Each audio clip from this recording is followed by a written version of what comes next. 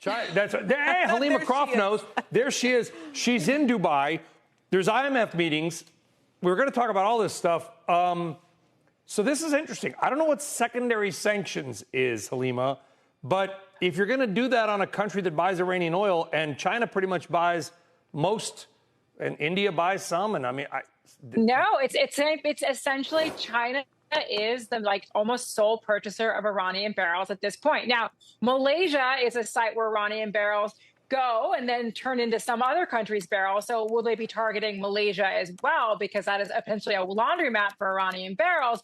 But if they are to impose secondary sanctions on China and essentially say, you can do business with Iran or you can do business with the United States, that would be a very, onerous, new sanction. That's said, there is significant sanctions architecture already in place when it comes to Iranian oil exports. The issue has largely been one of sanctions enforcement. And some are arguing that China is simply not going to play along, that the U.S. doesn't have the capacity to really drive down Iranian exports at this stage. But again, we really have to see whether there is a very concerted effort to go after these barrels. And again, I would look to potentially targeting a country like Malaysia, where these barrels do show up in significant numbers. Well, you're exactly right. That's the hard part. We've got a segment later on in the show about maybe semiconductors going to China and they get through other countries and they're sort of whatever. That happens with oil too, right? Iran will sell to somebody, then they literally in the dead of night switch the oil from one boat to another, turn off their transponder, and then they go and sell that out. And I know I'm asking you to kind of speculate, Helima, is being able to sanction that kind of behavior even possible?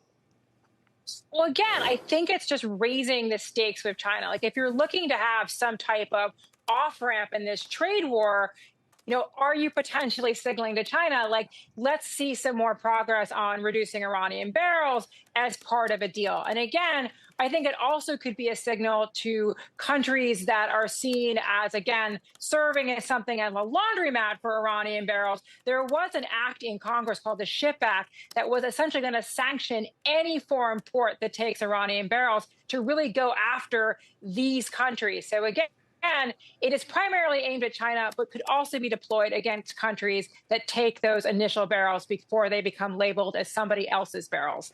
Helima, oil is up about 2% on this, 59, not quite 60 a barrel. So it's been so low, this would seem an opportunistic time to jump in and do something that might create upward price pressure. But is this about the extent of the upward pressure you'd expect? I think everyone is going to be really watching what comes on Monday. We have a very important OPEC meeting. The 8 countries that are making this additional voluntary cut on top of the collective group cut.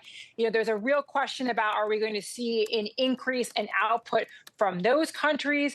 We had this surprise, triple-decker announcement that came one day after Tariff Liberation Day. Everyone was caught surprised by the 400,000 plus increase that was announced for May. Are we going to get another blockbuster increase? Are we going to get a pause for now? Could we just get a single month increase? There's been a lot of speculation about what action these OPEC countries are going to take on Monday. So I do think that people are going to be, potentially holding some of their firepower till they see what happens with that important decision.